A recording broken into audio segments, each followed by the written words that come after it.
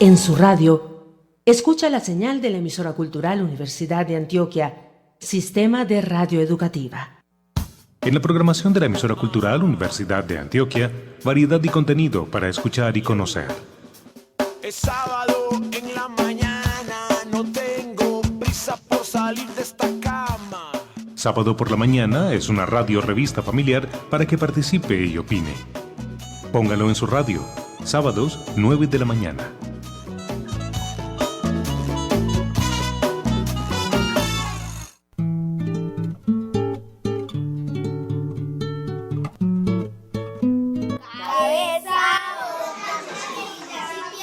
Una mina hace ¡boom!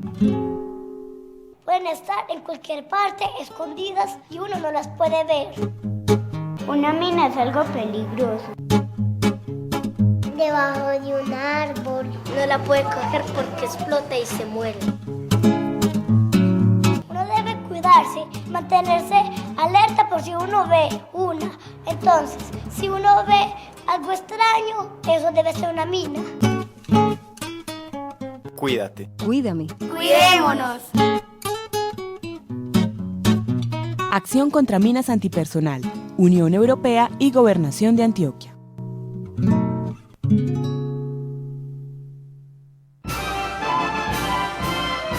Desde 1933, la emisora cultural de la Universidad de Antioquia transmite las voces y las ideas del mundo. Todas las músicas, sin restricciones o fronteras, suenan también en nuestras frecuencias. Somos el único sistema radial universitario de nuestro continente, con 8 estaciones al aire, y la decana entre las radios universitarias en Colombia. Cumplimos 80 años y seguimos al aire, con ustedes y para ustedes.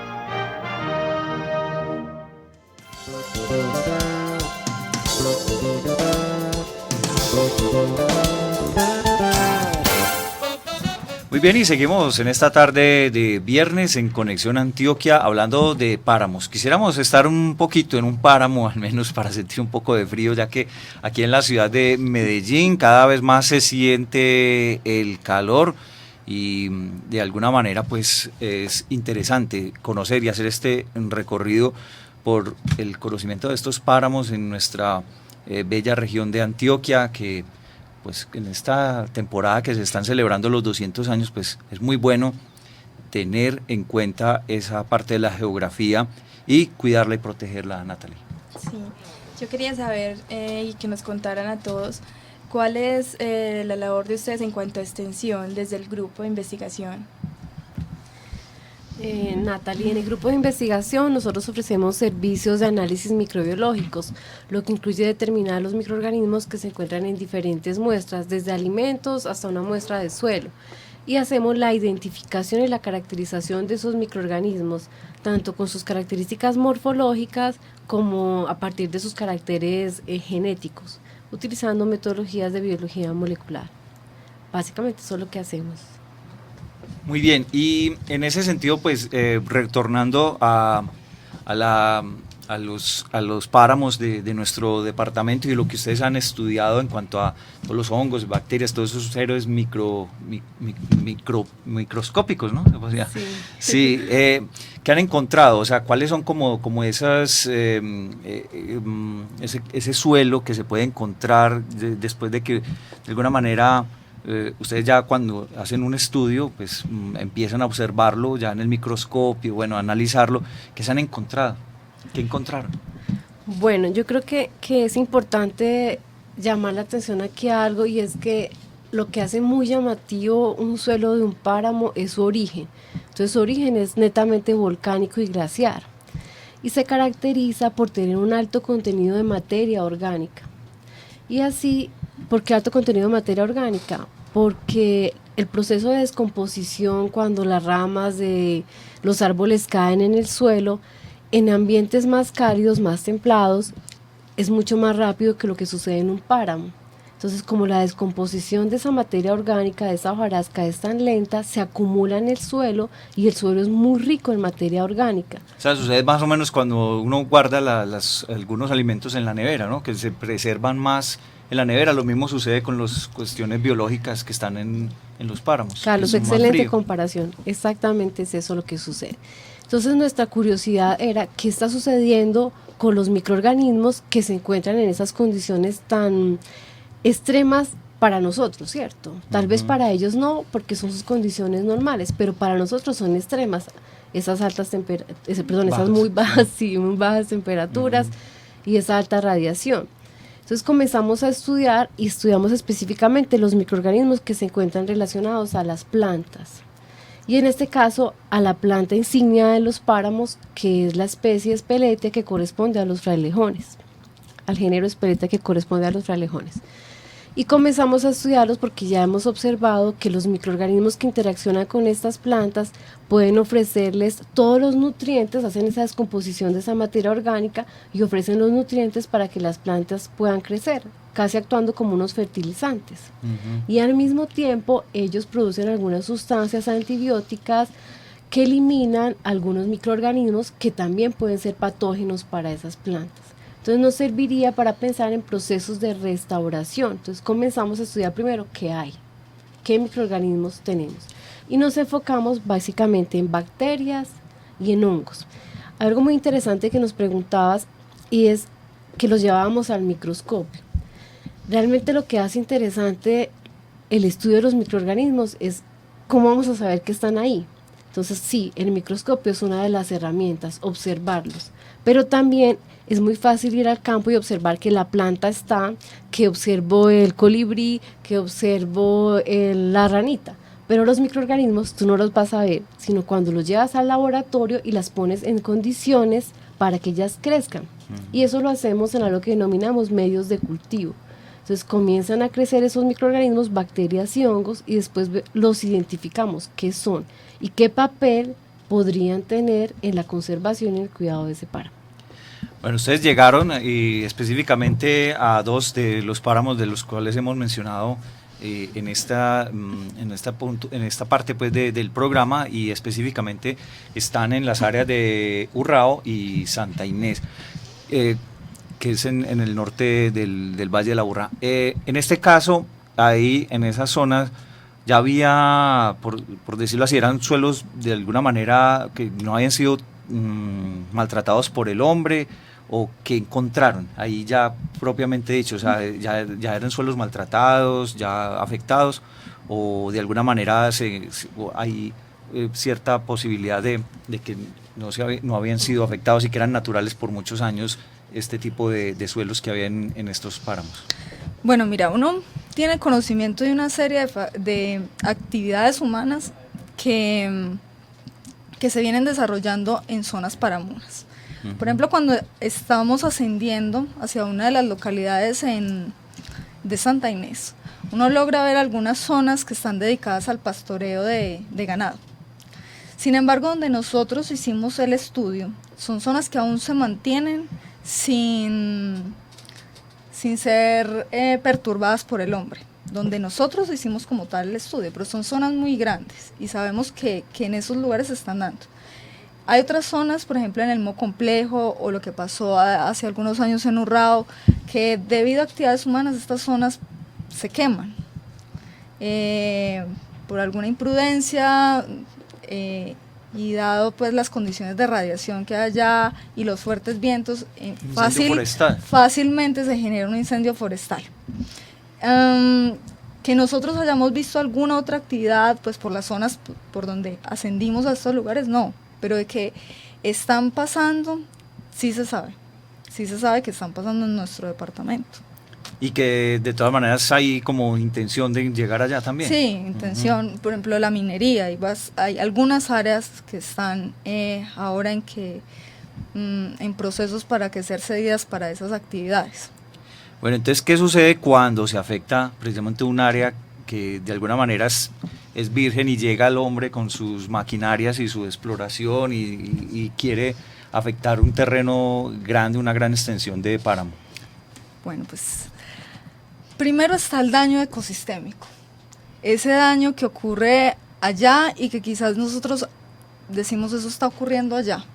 Y ese daño tú lo podrías medir por una pérdida de la diversidad, por un daño de esos suelos que van a quedar quizás sin volver a estar fértiles, y uno ve esas áreas que anteriormente, como tú lo decías, tenían una vegetación establecida y estaban cumpliendo armoniosamente una función, pues obviamente todo eso se interrumpe. Y se pierde una serie, imagínate tú un páramo bien alto con una fauna y una flora bien específica, y que lleguemos y lo acabemos, significa que esas especies que estaban allá ya se van a acabar porque no estaban en otra parte. Y no tienen posibilidad de migrar, pues tampoco Pues muchas de ellas. Imagínate una condición tan particular, esos organismos que toda su historia evolutiva ha estado cómo adaptarse a esas condiciones, y que de repente ya esas condiciones se las cambian. Pero también hay un daño que, si uno mira, sí afecta bastante al hombre, y es debido al servicio que nos presta el ecosistema, que es la retención y la formación de cuencas hidrográficas. Entonces ahí, cuando pensamos en eso y pensamos en que la minería, por ejemplo, contamina nuestras fuentes de agua, o que también por ejemplo la ganadería, entonces ahí uno dice, ese daño que está ocurriendo tan por allá, tan en el páramo, tan lejos, realmente tiene una repercusión mucho más generalizada y afecta no únicamente al páramo, sino a los otros ecosistemas y al hombre también. Tarde o temprano ese costo, o al menos lo que se creía que se iba a ganar en terrenos para otro tipo de actividades, es un costo muy alto. Sí, quizás sí. Pues creo que difícilmente alguno de estos servicios para los que se podría llegar a utilizar las áreas de páramo puedan recompensar lo que significa el agua. Bueno, ¿y cuál función desempeñan entonces estos microorganismos en la zona de páramo? Bueno, cuando nosotros comenzamos con el proceso de investigación, ya se sabe, o sea, ya todas las investigaciones alrededor nos han mostrado que los microorganismos son muy versátiles. Y en esa versatilidad están las relaciones que establecen con otros organismos, con las plantas, con los animales, etc. Entonces la pregunta era, esos microorganismos que están allá en el páramo, bajo esas condiciones, ¿será que tienen alguna relación con esas plantas? O sea, en la capa del suelo, que es la capa que sirve de soporte para las plantas y para los microorganismos, ¿será que se está dando una relación entre los dos? Y entonces, cuando vamos al laboratorio, los cultivamos, vemos que efectivamente, pues, utilizando unas pruebas fisiológicas, podemos ver que todos esos microorganismos, o algunos de ellos, están desempeñando unas funciones. ¿Y qué hacen, por ejemplo? Hay una cosa que nosotros denominamos solubilización del fósforo. El fósforo es un nutriente, tal cual, así como nos alimentamos nosotros, las plantas necesitan alimento, y el fósforo es una de ellas, el nitrógeno es una de ellas. Y lo que hemos visto es que hay bacterias y hongos en esos páramos que son capaces de transformar las formas que no pueden asimilar las plantas por unas que sí puedan hacerlo. O sea, están facilitando que esas plantas tomen esos nutrientes y puedan crecer y se puedan establecer. De lo contrario, difícilmente en los ecosistemas, yo creo que básicamente todos funcionan, porque es que la actividad de los microorganismos está ahí. Nosotros en biología hablamos de unas cadenas tróficas que comienzan casi todas con las plantas, pero detrás de una planta están los microorganismos. ¿Y qué hacen esos microorganismos? Permitir que esas plantas crezcan. Y de ahí ya, pues, lo que nos contaban en el colegio, que si hay plantas, entonces hay herbívoros, y que si hay herbívoros hay carnívoros, y así sucesivamente. Se forma una cadena trófica. Perfecto. Entonces ahí, si hay una interrupción en alguno de esos balances, ahí es donde viene el problema también de afectación a estas mismas zonas de páramo. Sí, realmente, por ejemplo, como te comentaba Diana, en el páramo de Urrao hace 5 años más o menos se observó que parte del páramo fue quemado. Uno de los proyectos de una de nuestros estudiantes de trabajo de grado, de Nordis Jaramillo, que es una estudiante de biología en la región de las regiones, en la sede de Río Negro, ella comenzó a estudiar el páramo, el área de páramo que se había quemado en Urrao, y lo comparábamos con el páramo en el área que se encuentra hasta preservada. Y lo que observábamos era lo que Diana te decía, lo primero que sucede es que la diversidad disminuye, Si esos microorganismos disminuyen en el suelo para que las plantas puedan establecerse y vuelvan a adquirir sus nutrientes para crecer, va a demorar más tiempo. Entonces lo que pretendemos con el estudio es, a partir de ya saber qué es lo que tenemos, que es este primer paso, saber qué hay en los páramos, comenzar a utilizarlos para adecuar esos suelos para que nuevamente puedan surgir la vegetación, lo que se denomina restauración. Entonces, restaurar el suelo para conservar.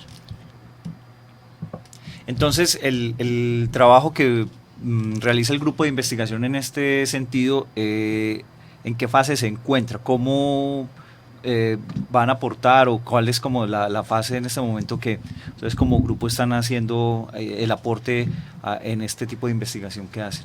Bueno, como te decía, entonces la primera pregunta es, ¿qué hay en el páramo? ¿Cuál es nuestra riqueza de microorganismos en el páramo? Y para eso empleamos dos metodologías para estudiar esos microorganismos. Una fue la metodología de cultivar, lo que podemos crecer en el laboratorio y estudiar porque crecen las condiciones del laboratorio, que muchas veces no son las condiciones en las que realmente se encuentran ellos allá. Y el segundo punto fue utilizar otra metodología, que es una metodología denominada metagenómica, que consiste en estudiar absolutamente el DNA de todo el microorganismo que esté ahí, lo cultivemos o no en el laboratorio. Una vez que sepamos exactamente cuáles son las poblaciones que están allá y cuáles son las más ricas, las más abundantes en ese ecosistema, podemos comenzar a pensar, a estudiarlos de forma individual para estudiar y pensar en el papel que están cumpliendo y llevarlo a esa fase de restauración. En este momento estamos conociendo, usando esas dos metodologías que hay, cómo funcionan. Entonces hay como una esperanza en ese sentido de que hay posibilidades de recuperación de la situación en algunos que ya han sido afectados por el hombre. Sí, eso es lo que esperamos, poder contribuir haciendo como un inóculo de microorganismos que sean capaces de permitir que ese suelo adquiera sus características nutricionales adecuadas para soportar el crecimiento de la vegetación. Y en el caso de Urrao, entonces, ¿qué tanto está afectado toda esta zona de páramos de allá de este municipio? Como te decía Diana, el páramo de Urrao es el complejo frontino Urrao, es un complejo muy grande. Afortunadamente el área que se quemó es muy pequeña. De hecho, yo digo que esto es uno de los paisajes más hermosos que yo he visto, y quien ha subido a ese páramo con seguridad debe coincidir conmigo en que es un privilegiado, porque cuando uno se para allá y ve la inmensidad hacia el horizonte, lo único que observa son frailejones y frailejones y frailejones, y se acaba el horizonte y no, ya, solo frailejones. Entonces realmente el daño no fue mucho, pero sí es importante conservarlo en su estado natural, que vuelva a ser el crecimiento, vuelva a surgir el crecimiento de los frailejones, para que esa fuente hídrica no la perdamos. Bueno, y en el caso del más cercano aquí a la ciudad de Medellín, es el de Santa Inés. ¿Qué problemáticas tiene actualmente? Pues yo creo que ya el solo hecho de tener como vecino a Medellín no es un buen pronóstico. ¿Qué dificultades tiene esta zona de Santa Inés? Carlos, básicamente el suelo de los páramos, como te digo, es muy rico, entonces la gente está... Rico y frágil, me imagino también, ¿no? Pues que puede sufrir fácilmente, ¿no? Sí, es rico y es frágil, tienes toda la razón, rico y frágil. Pero entonces lo que está sucediendo es que estamos utilizando más del límite permitido para hacer actividades de minería, de pastoreo y en el cultivo de la papa, en diferentes cultivos agrícolas. Entonces lo que tenemos es que tener conciencia de que no podemos pasarnos de ciertos límites y debemos cuidarlo. Mucha gente no lo sabe, pero uno de los páramos más cercanos es cercano a Bello, que es en el corregimiento de San Félix, que es el páramo de las Baldías. En este momento allá yo tengo conocimiento de que existe es un sitio que resguarda el ejército. Entonces tal vez por eso está muy bien conservado, por lo menos el fragmento, que es un fragmento muy pequeño, en donde se encuentran hoy los frailejones y lo que nosotros denominamos páramo en ese sitio en San Félix. El más cercano también era, como te comentaba, el del Padre Amaya, que como te digo ya fue las poblaciones de frailejones ya fueron eliminadas.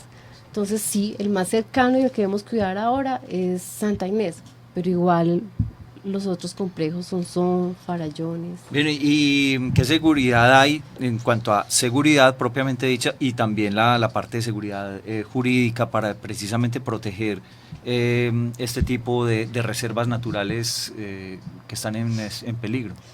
Bueno, básicamente son las corporaciones ambientales, de acuerdo a su jurisdicción, los responsables de conceder o no las licencias ambientales. Entonces, básicamente, a ese nivel, a ellos de ellos es la responsabilidad de cuidar estos ecosistemas.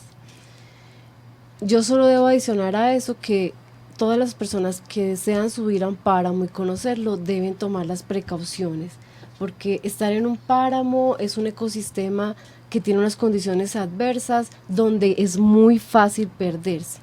Y algunos de ellos están siendo utilizados para que algunos grupos insurgentes se encuentren allí. Entonces siempre es bueno contar con que el ejército tenga conocimiento de que tú te estás desplazando hacia esa zona.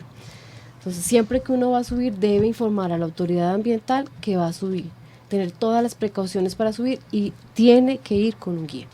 Bueno, ustedes como grupo de investigación, cuéntenos un poco esa parte anecdótica de viajes, de esa actividad, de esa labor que desempeñan yendo a los páramos. Bueno, es una experiencia, toda una experiencia. Primero por la localización.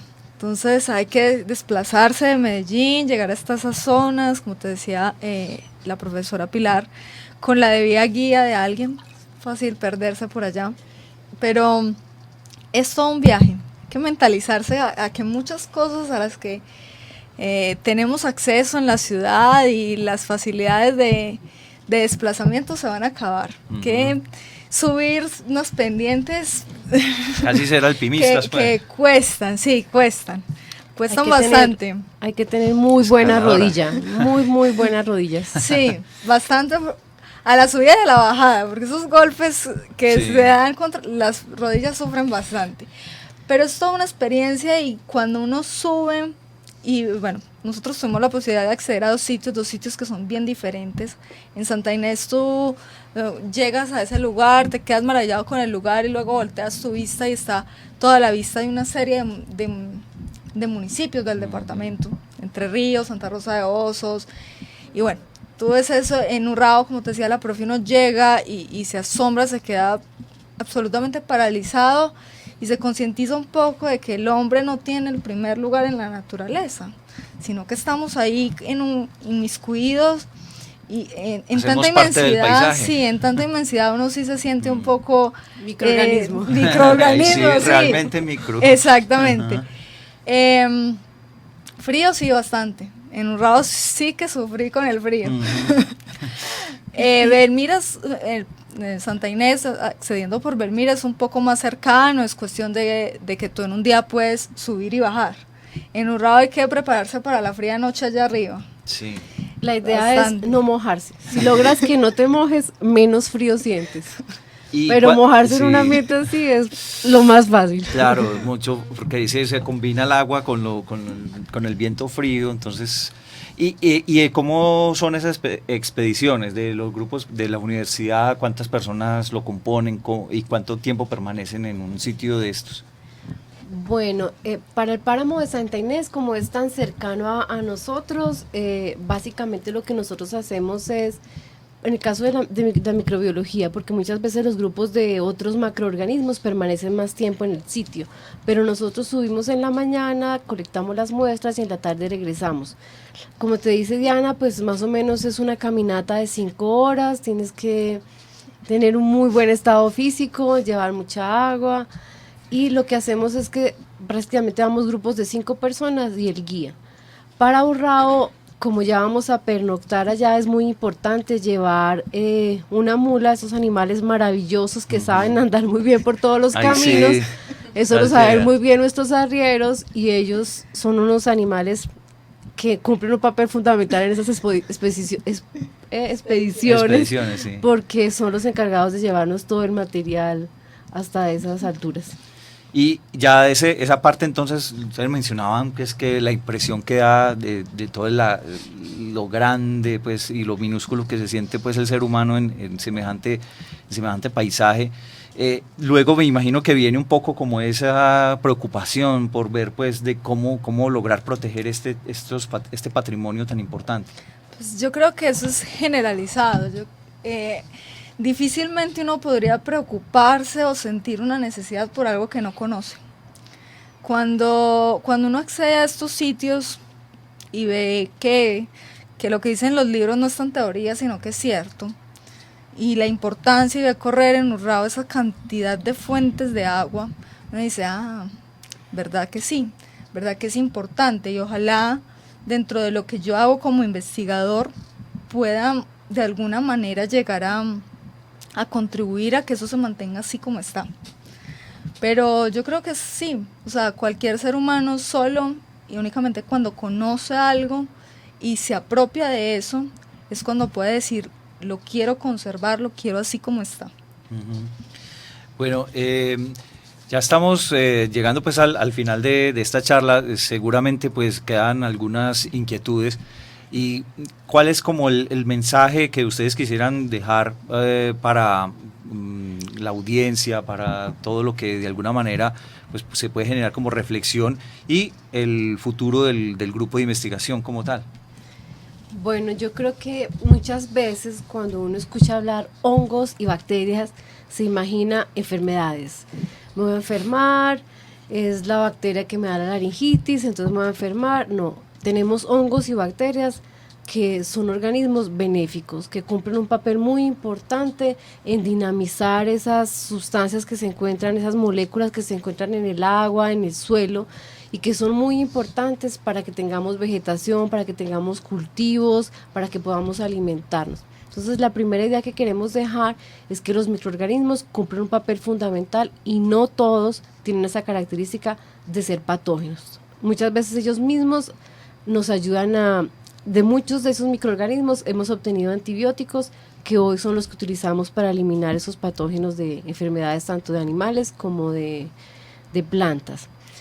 Dentro de la investigación, nosotros estamos trabajando en pro de encontrar microorganismos que podamos utilizar para restaurar esos suelos que han sido degradados por la minería, por las propias actividades agrícolas. Ese es el objetivo y es lo que queremos seguir haciendo. De todas maneras esa como la intención, como trabajar también de la mano con otras entidades, con las mismas corporaciones ambientales. Sí, nosotros desde la Corporación de Patologías Tropicales tenemos diversos grupos de investigación y lo que tratamos de hacer es trabajar cada uno desde su conocimiento, aportando y que sea un trabajo interdisciplinar.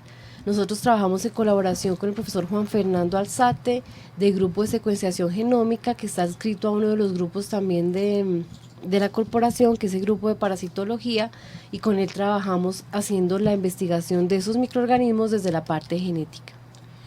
Bueno, y Diana, pues ese mensaje que quisiera dejar pues también para nuestros oyentes en cuanto a la importancia de conocer estos microorganismos y los páramos. Bueno, ya te contaba la profe que es importante que nos saquemos de la cabeza un poco la idea de la propaganda de la nueva bacteria me va a matar, porque además de eso está también todos los beneficios. Y respecto a los páramos o en sí a cualquier ecosistema, yo creo que no en vano nos han dicho que nuestro país es un país megadiverso, dada la cantidad de ecosistemas que tenemos.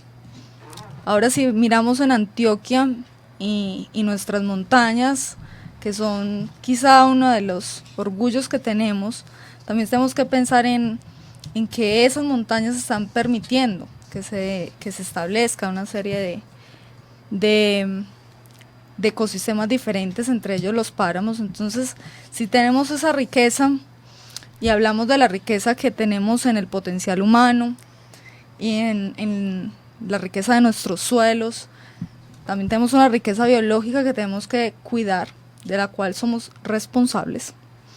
Y Y entre ellas, y por todo lo que mencionábamos a lo largo del programa, cuidar los páramos debería convertirse en una de las prioridades.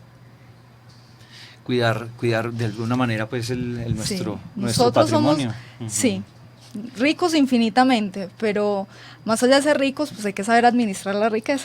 Sí, uno siempre tiene como esa relación de por ejemplo, de Arabia Saudita, ¿no? O de estos países que tienen desiertos, y a veces uno dice, bueno, ellos de más que envidiarían tener esas posibilidades, o incluso el mismo Japón, o países que siendo muy pequeños y con pocos recursos, pues de alguna manera logran un desarrollo, pues o al menos una calidad de vida, pues más bien para sus habitantes, y a veces seguramente envidiarían estas riquezas tan tremendas que tiene naturales nuestro país. Sí, es eso que tú dices, somos ricos y tenemos que saber reconocer esa riqueza, cuidarla, y sí, hay que explotarla con seguridad, pero de una forma adecuada, sostenible, sustentable, porque somos responsables de este momento en estas condiciones, pero no podemos dejar que nuestro país pierda su diversidad y sea cada día un país más subdesarrollado. Es triste pensar que los países que se encuentran en la región tropical, que son privilegiados por su riqueza, sean justamente los países más pobres. Tal vez quien ha logrado explorar un poco más esa biodiversidad y darle más valor ha sido Brasil. Y es ahora nuestro momento para que tomemos conciencia de eso, reconozcamos nuestra riqueza, la cuidemos.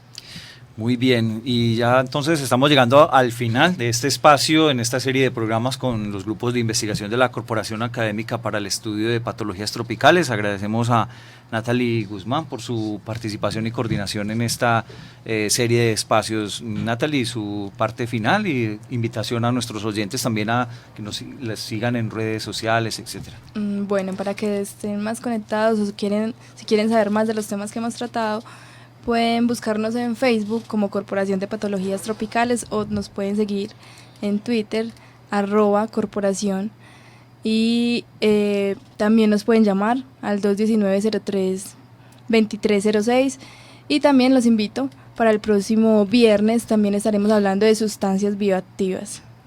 Hongos y bacterias en el suelo de los páramos de Antioquia, ese fue el tema de hoy que lo ha presentado el grupo de investigación en ecología microbiana y bioprospección que hace parte pues de esta corporación académica para el estudio de las patologías tropicales. Agradecemos a las investigadoras Diana Lorena Gómez por su participación. Muchas gracias, Diana. Bueno, muchas gracias a ustedes, a Natalie, a Carlos, por generar espacios como estos para que la comunidad universitaria inicialmente tenga conocimiento del quehacer de los diferentes grupos de investigación, y ojalá llegue a muchas más personas y así compartir un poco, y que no se quede dentro del laboratorio, por allá en las revistas científicas, sino que el conocimiento llegue a la mayor población posible. Claro, y el conocimiento hace apropiación también, ¿no? También agradecemos a Pilar Jimena Lizarazo Medina por su participación en esta tarde y por todos sus conceptos también. Muchas gracias. Gracias, Carlos, gracias también a Natalie, y espero que podamos vernos en una segunda oportunidad ya contándoles cómo estos microorganismos están aportando para el cuidado de nuestros suelos en los páramos. Claro que sí, y feliz investigación, que sigan pues conociendo y cuidando este patrimonio que de alguna manera, pues ya lo hemos reiterado durante todo el programa, es muy importante. Agradecemos a William González su asistencia en la parte técnica, y a todos nuestros amigos oyentes por su participación, por habernos escuchado. Ya continúan los distintos espacios de la emisora cultural. Carlos González en la presentación de este espacio los invita para que continúen con nosotros.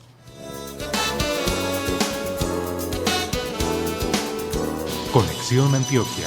Con la cultura, Con la educación. con la salud, Con el deporte. con el entretenimiento. Con la actualidad. Conexión Antioquia. Un encuentro diario para tratar los temas de interés en nuestro departamento. Voces del Alma Mater llegan a usted a través de la señal de la emisora cultural Universidad de Antioquia.